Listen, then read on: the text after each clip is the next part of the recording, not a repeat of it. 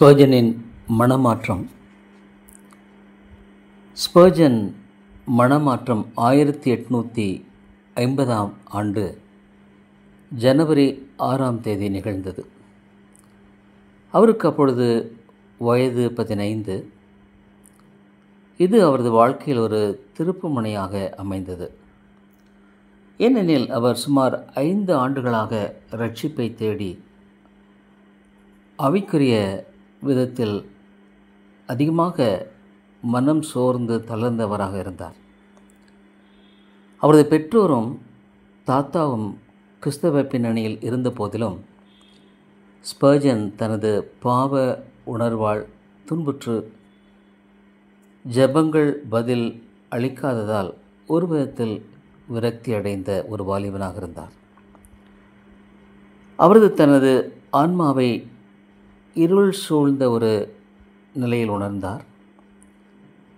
மேலும் தேவனிடமிருந்து தொலைவில் அவர் இருப்பதாக கருதினார். அந்த ஞாயிற்றுக்கிழமை காலை அவர் குடியிருந்த அந்த கோல்செஸ்டரில் கடுமையான பனி புயல் வீசியது. ஸ்பர்ஜன் தனது வழக்கமான ஆராதனை இடத்திற்கு செல்ல திட்டமிட்டிருந்தார். ஆனால் புயல் காரணமாக அது சாத்தியமாகவில்லை. அவர் ஒரு பக்க வீதியில் திரும்பி ஆர்ட்லரி ஸ்ட்ரீட் என்ற ஒரு தெருவில் ஒரு சிறிய பிரிமிட்டிவ் மெத்தடிஸ்ட் சபை கட்டடம் இருந்தது. அங்கு வெறும் 12-15 நபர்கள் மட்டுமே இருந்தனர். வழக்கமான போதகர் புயல் காரணமாக வர முடியவில்லை. ஆகவே ஒரு எளிய லேமன், அநேகமாக செருப்பு தைப்பவராக இருக்கலாம் அல்லது ஒரு தையல்காரராக இருக்கலாம், எழுந்து போதனை செய்ய முன்வந்தார்.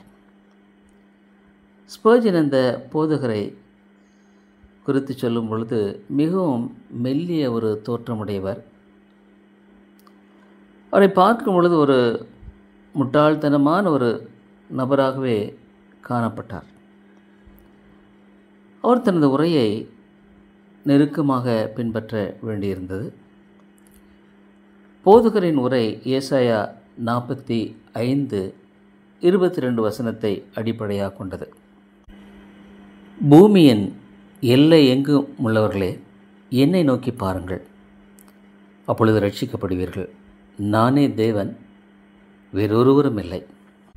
இது ஒரு எளிய மற்றும் நேரடியான செய்தியாக இருந்தது. சுமார் 10 நிமிடங்கள் மட்டுமே அந்த செய்தி இருந்தது. பிரசங்கித்தவர் பார்ப்பது என்ற வார்த்தையை வலியுறுத்தினார். எனது அன்பான நண்பர்களே, இது மிகவும் எளிய வசனம். அது பார் என்று கூறுகிறது. பார்ப்பது மிக கடினமல்ல. அதற்கு அதிகமாக நாம் கஷ்டப்பட வேண்டியதில்லை. உங்கள் கால் அல்லது விரலை கூட உயர்த்த தேவையில்லை. அது வெறும் பார் என்று மட்டுமே சொல்லுகிறது. ஒரு மனிதன் பார்க்க கற்றுக்கொள்ள கல்லூரிக்கு செல்ல வேண்டியதில்லை. ஒருவேளை நீங்கள் மிகப்பெரிய முட்டாளாக இருந்தாலும் நீங்கள் பார்க்கலாம். இந்த பிரசங்கம் அந்த எளிய மனிதன் அவருக்கு தெரிந்ததை பிரசங்கித்தார். பிறகு அவர் சொன்னார், அதை தொடர்ந்து கிறிஸ்துவை பார்க்குமாறு வலியுறுத்தினார். என்னை பார், என் இரத்தத்தின் பெருந்துளிகளை பார், என்னை பார், நான் சிலுவையில் தொங்கிக் கொண்டிருக்கிறேனே, என்னை பார், நான் இறந்து அடக்கம் செய்யப்பட்டேன், என்னை பார், நான் மீண்டும் உயிர்த்தெழுந்தேன், என்னை பார், நான் சொர்க்கத்திற்கு பரலோகத்திற்கு சென்றிருக்கிறேன், என்னை பார், நான் பிதாவின் வலதுகாரத்தில்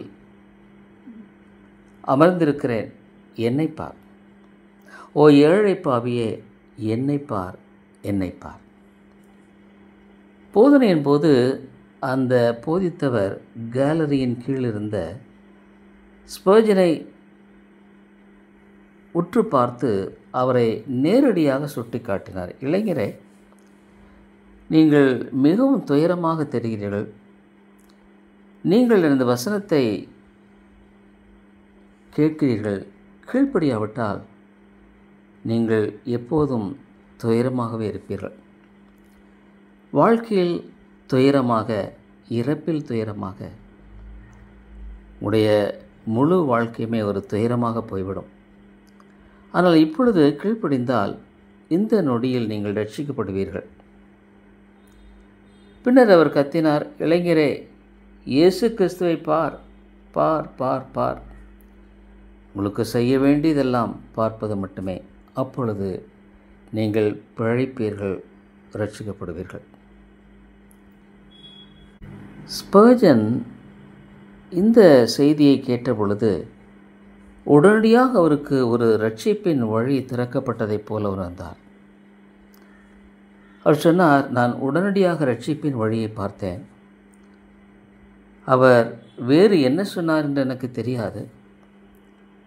நான் அதை கவனிக்கவில்லை. நான் அந்த ஒரு எண்ணத்தில் மூழ்கியிருந்தேன்.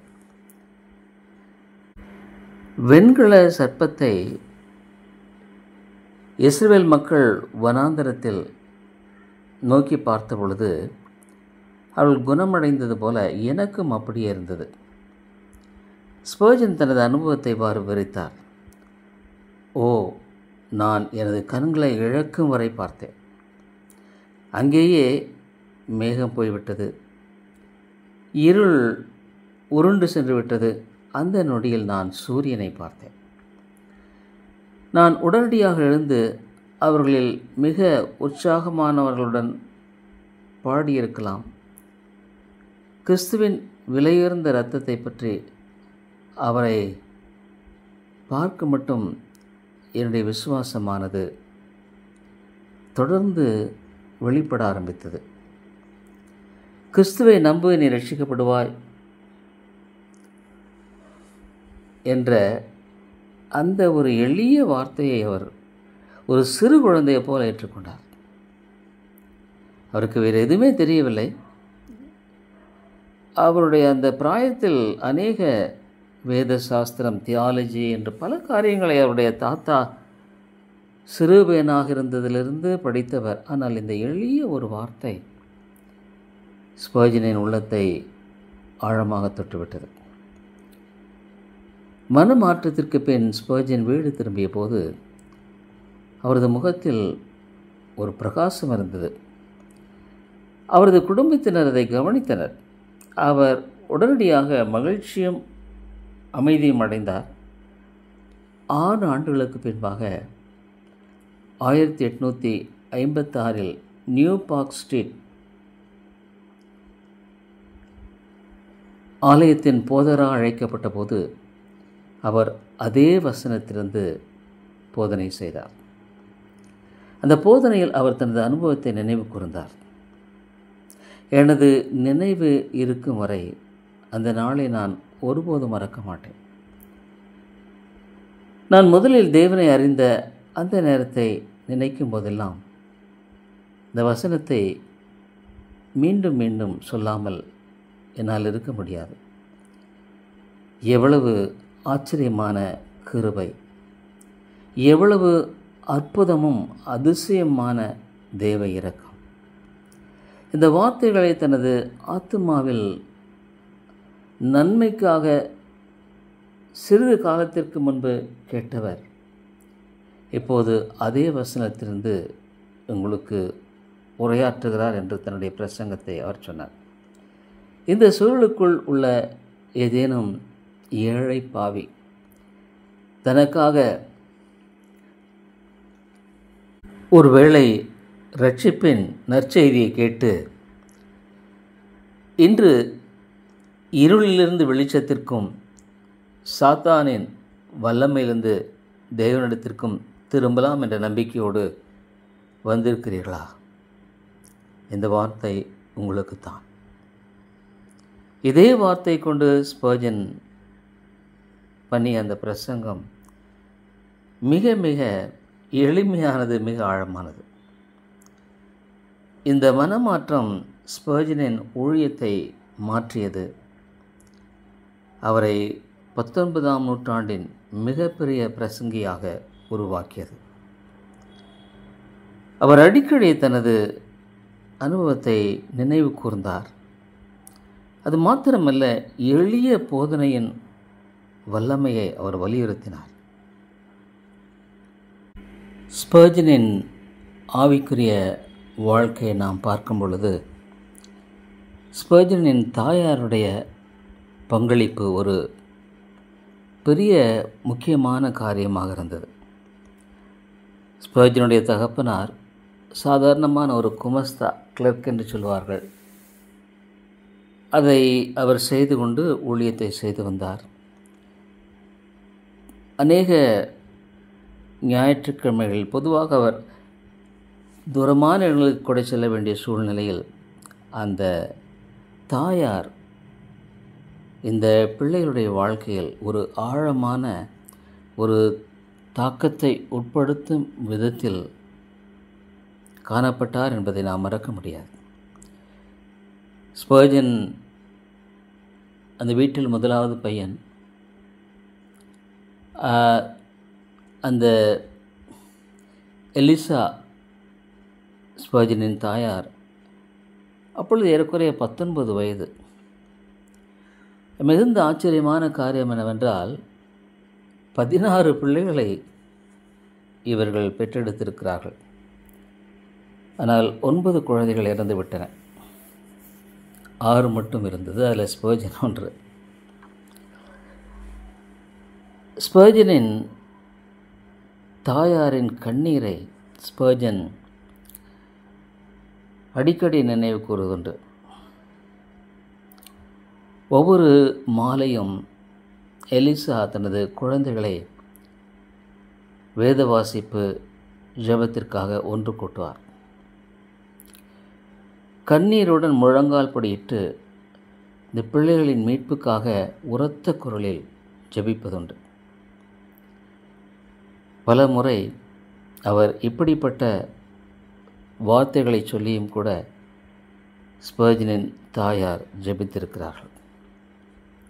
ஆண்டவரே, என் குழந்தைகளை மீட்டருளும், இல்லையெனில் நியாய தீர்ப்பு நாளில் அவர்களுக்கு எதிராக என் கண்கள் சாட்சியாக இருக்கட்டும். நான் அவளின் ஆத்தும ரட்சிப்பை நாடியவள் என்று கிருபையாக நினைவு கூறும் என்று மன உருக்கத்தோடு ஜெபிப்பதுண்டு. தன் வாழ்நாள் முழுக்கமே ஸ்பர்ஜன் தன்னுடைய வாழ்க்கையில் தன்னுடைய தாயாரின் ஜெபத்தை குறித்து அடிக்கடி அவர் பேசியிருக்கிறார். அவர் எழுதியிருக்கிறார், ஒரு முறை, வரவிருக்கும் கோபத்திலிருந்து தப்பிக்குமாறு என் தாயார் கண்ணீருடன் எச்சரித்த அந்த தருணங்களை நான் எவ்விதம் மறக்க முடியும். அந்த ஆரம்ப கால அவருடைய ஜெபம், பாரம், சத்தியத்தை எடுத்து பேசிய அவைகளெல்லாம் ஒரு நாளும் என்னுடைய இருதயத்திலிருந்து மறைந்து போகவில்லை. ஸ்பர்ஜன் ஒரு பெரிய பிரசங்கியாக ஏறக்குறைய பல தேசங்களில் ஸ்பர்ஜனை தெரிந்த அந்த காலங்களில் ஸ்பர்ஜனின் தாயார் சொன்னார்கள், சார்லி, அதாவது ஸ்பர்ஜன், நீ ஒரு கிறிஸ்துவனாக வேண்டும் என்று நான் பலமுறை ஆண்டவரிடம் வேண்டினேன். ஆனால் அவர் என் பிரார்த்தனைக்கு மேலாக ஜெபத்துக்கு மேலாக பதிலளித்து உன்னை ஒரு பிரசங்கியாக ஆக்கியிருக்கிறார். அமேரிலே ஒரு தாய் குடும்பத்தில் மிக முக்கியமானவள். ஒருவேளை இதை கேட்டுக்கொண்டிருக்கிற ஒரு அருமையான தாயாராக நீங்கள் இருக்கலாம். யோசித்து பாருங்கள், அந்த தாயின் ஜெபம், கண்ணீர் உலகமெங்கும் இன்றும் ஒரு ஆசீர்வதிக்கப்பட்ட வாழ்க்கையாக வாழ்ந்த அந்த மனிதனின் பின்னணியில் அந்த தாயாரை நம்மால் மறக்க முடியாது. எலிசா ஒரு எளிமையான பெண். 19 வயது பெற்றெடுக்கும் பொழுது ரொம்ப முதிர்ச்சியான அளவில் இல்லை, ஒரு வாலிப பெண். ஆனால் அவளுக்குள்ளாக இருந்த அந்த ஒரு பிள்ளைகளை குறித்த ஆத்ம பாரம் மறக்கவே முடியாது. ஸ்பர்ஜன் அவருடைய தாயார், அதாவது ஸ்பர்ஜனுடைய தாயார் 1815ஆம் ஆண்டு ஒரு போதகருடைய மகள். அவர் எளிமையான குடும்பத்தில் பிறந்தவர்கள். அவளை பற்றி சொல்லும் பொழுது ஸ்பர்ஜன் எப்பொழுதும் தன்னுடைய தாயை குறித்து மிகவும் கனிவோடு பேசுவார். அவருடைய தாயை பற்றிய குறிப்புகள், அவரது பிரசங்கங்கள், இன்னும் ஆவிக்குரிய விரிவுரைகள், சுயசரிதை என்று தனிப்பட்ட கடிதங்கள் எல்லாம் கூட எழுதியிருக்கிறார். இவை அனைத்தும் ஒன்றாக சேகரித்தால் அவருடைய தாயை எவ்வளவு ஆழமாக மதித்தார் என்பது மட்டுமில்லாமல் அவரது ஆன்மீக செல்வாக்கு அவரது வாழ்க்கையும் பணியையும் எவ்வாறு ஆழமாக வடிவமைத்தது என்பதையும் காணலாம். ஸ்பர்ஜன் தனது தாயை பற்றி சொன்ன சில காரியங்களை உங்கள் மத்தியில் நான் சொல்லும்படியாக விரும்புகிறேன். இதுகட்ட அவருடைய ரட்சிப்பை நாம் பார்க்கும்பொழுது ஒரு 7 காரியங்களை நான் உங்கள் மத்தியில் சொல்கிறேன். அருமையான தாய்மார்கள் இதை குறித்து சிந்திக்கும்படியாக நான் கேட்டுக்கொள்கிறேன். அவரது ஆத்துமாவில் அவர் தாயின் முதலாவது காரியம் ஆன்மீக செல்வாக்கை குறித்து சொல்லும் பொழுது ஸ்பர்ஜன் அடிக்கடி நற்செய்தியின் முதல் மற்றும் ஆழமான தாக்கங்கள் தனது தாயின் வார்த்தைகளிலிருந்து வந்தவை என்று சாட்சி அளித்தார். அவர் ஒருமுறை கூறினார், எனது கிறிஸ்தவ தாயின் தீவிரமான வார்த்தைகளும் பாரமான ஜெபங்களும் நான் எவ்வளவு கடன்பட்டிருக்கிறேன் என்று, இவைகளுக்கு கடன்பட்டிருக்கிறேன் என்று என்னால் கூற முடியாது. ஞாயிறு மாலைகளில் நாங்கள் இன்னும் குழந்தைகளாக இருந்தபோது அவர் எங்களுடன் வீட்டில் தங்கி வேதாகமத்தை வாசித்து விளக்குவார். நாங்கள் பாடல்களை பாடும்படியாக கற்றுக் கொடுப்பார். பின்னர் காலை ஆலயத்தில் கேட்ட அந்த பிரசங்கத்தில் எவ்வளவு நினைவில் இருக்கிறது என்று கேள்வி கேட்பார். எல்லாம் முடிந்த பிறகு ஜெபிக்கும் நேரம் வரும். அவர் எங்களுடன் ஒவ்வொருவராகவும் ஜெபித்து, இப்பொழுது ஆண்டவரே, என் பிள்ளைகள் தங்கள் பாவங்களில் தொடர்ந்து வாழ்வார்களானால் அது அறியாமையில் அல்ல, அவர்கள் கிறிஸ்துவை பற்றி கொள்ளவில்லை என்றால் நியாய தீர்ப்பு நாளில் என் சொந்த ஆத்துமா அவளுக்கு எதிராக விரைவாக சாட்சி அளிக்கும் என்று சொன்னார். அதாவது அவர்களுடைய அந்த ஒரு பாரம், ஆவிக்குரிய வாழ்க்கை குறித்த அந்த கரிசனை ஸ்பர்ஜனுடைய வாழ்க்கையில் மிக அதிகமாக பாதித்தது.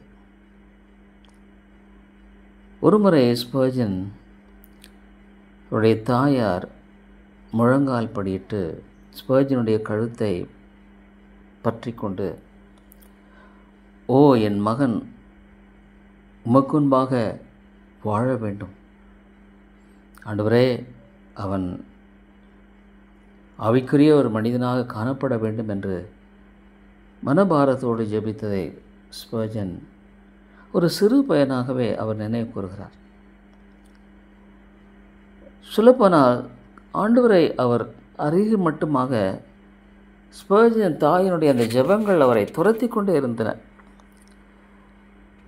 இளமை காலத்தில் அவருக்கு ஒரு உறுதியான நம்பிக்கையை கற்றுக் கொடுத்தார். இரண்டாவது, தன்னுடைய மனமாற்றத்தில் தாயின் பங்கு என்று ஸ்பர்ஜன் சொல்கிறார். ஸ்பர்ஜன் 15 வயதில் ரட்சிக்கப்பட்டார். நற்செய்தியின் விதையை விதைத்த மண்ணாக தனது தாயின் ஜெபங்களையும் போதனைகளையும் எப்பொழுதும் அங்கீகரித்தார். அவருடைய ஒவ்வொரு வார்த்தையுமே, தன் தாயின் வார்த்தை தனக்கு ஒரு பெரிய சாட்சியாக இருந்தது, கர்த்தரை பற்றி கொள்ளும்படியான ஒரு உந்துதலாக இருந்தது என்பதாக அவர் உணர்ந்தார்.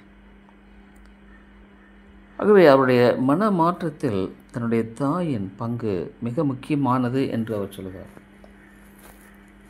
தேவனுக்குள்ளாக அவள் காணப்படும் மட்டுமாகவே எவ்வளோ ஒரு பாரத்தோடு கண்ணீரோடு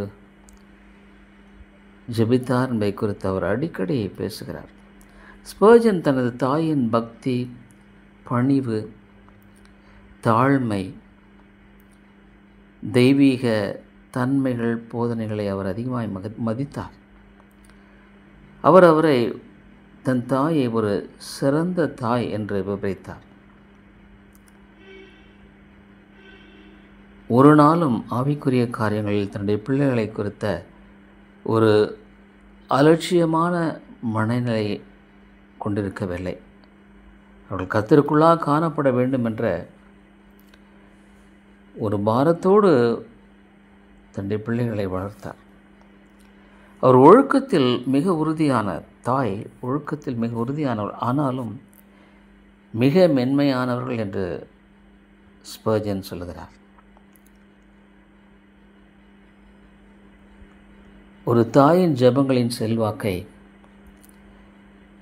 மிக உயர்வாக எண்ணாமல் இருக்க முடியாது, அது ஒருபோதும் மறக்கப்படுவதில்லை என்று சொன்னார். ஸ்பர்ஜன் தன்னுடைய தாய்க்காக நன்றி சொன்னார், அன்பை கூறினார். அடிக்கடி சொல்லுவார், என்னுடைய ஆரம்ப நாட்களில் என் தாயின் போதனைகளுக்கு நான் கடமைப்பட்டவன் என்று சொன்னார். அவர் சொன்னார், என் ஆரம்ப நாட்களில் நான் தேவனை துக்கப்படுத்திய போது அந்த துக்கமானது என்னுடைய வாழ்க்கையில் உலகத்தால் ஒருபோதும் அதை சரிபடுத்த முடியாது என்பதை நான் விளங்கிக் கொண்டேன். தேவனுக்குள் வரும் பொழுது மாத்திரம்தான் நான் திருப்தி அடைய முடியும் என்பதை ஆழமாக விளங்கிக் கொண்டேன் என்று சொல்கிறார்.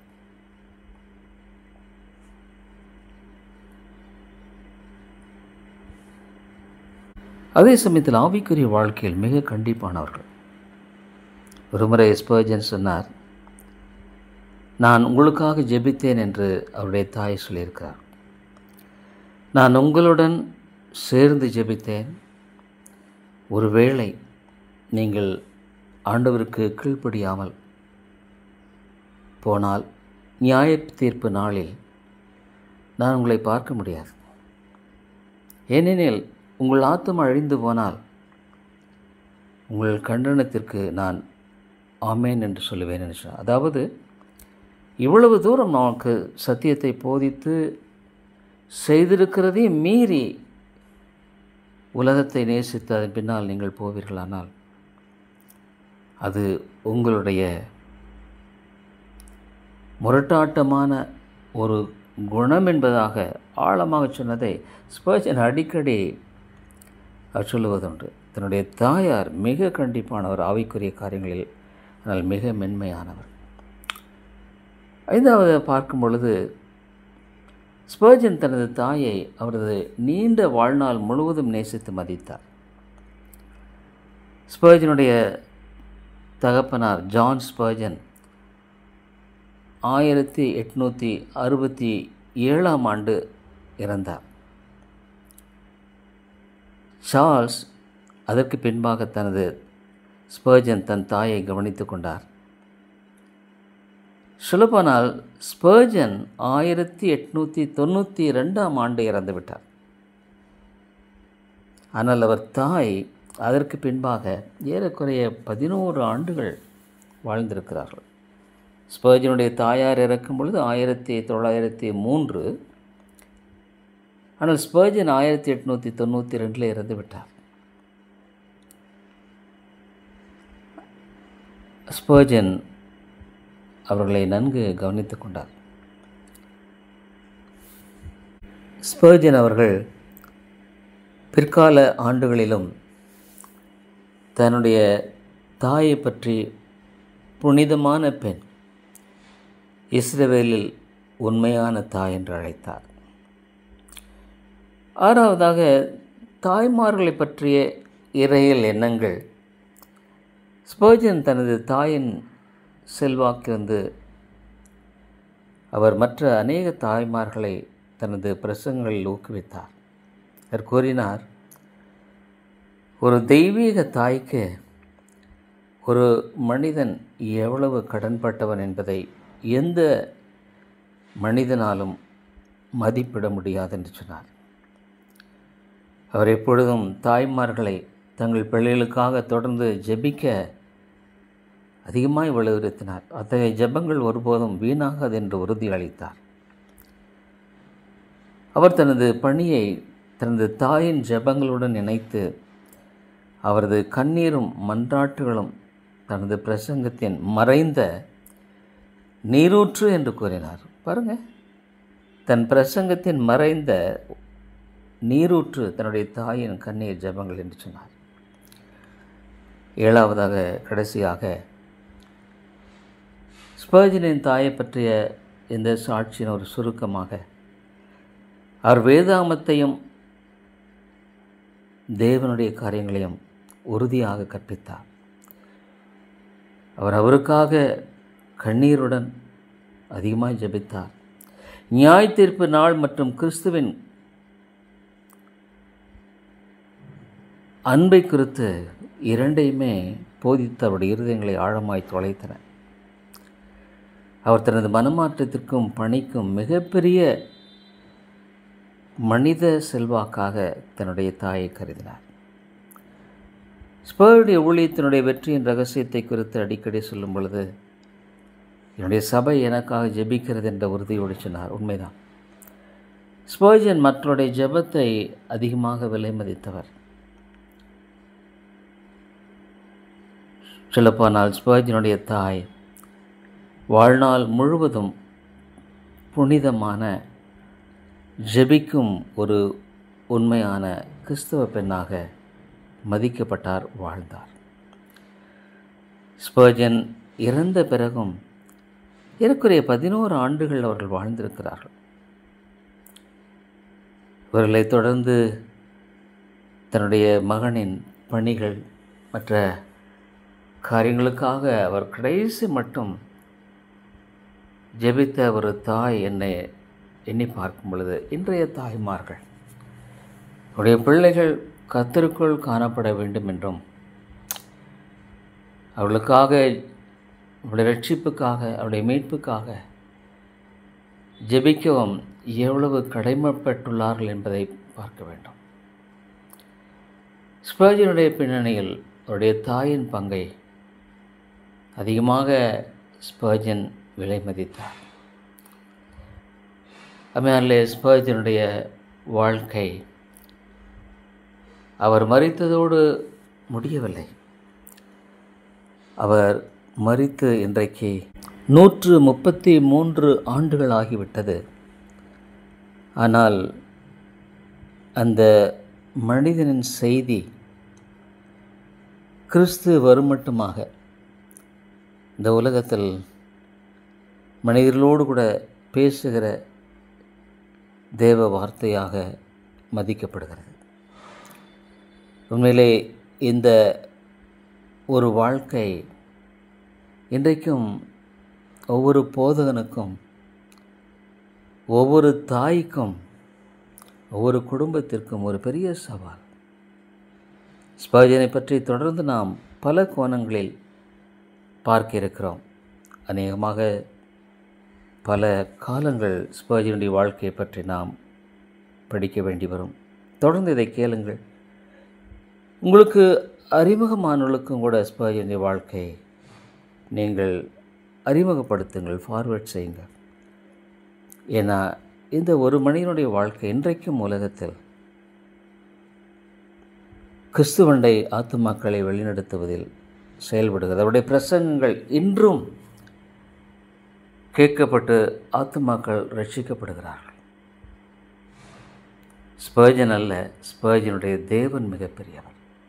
ஒரு தாழ்மையுள்ள மனிதனுடைய வாழ்க்கையில் தேவன் எவ்வளோ பெரிய காரியங்களை செய்ய முடியும் என்பதை நாம் யோசித்து பார்க்கும் பொழுது ஸ்பர்ஜனை மறந்துவிட முடியாது.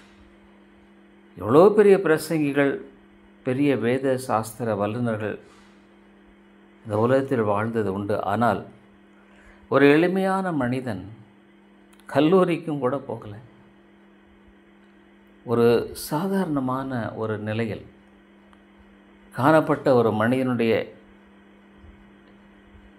மூலமாக தேவன் கொடுத்த அந்த செய்திகள் இன்றைக்கும் உயிருள்ள விழா காணப்படுகின்றன. ஆகவே தான் நாம் தொடர்ந்து ஸ்பர்ஜனுடைய செய்திகளை தமிழில் வெளியிடுகிறோம். தொடர்ந்து கேளுங்கள், சிந்தித்து பாருங்கள்.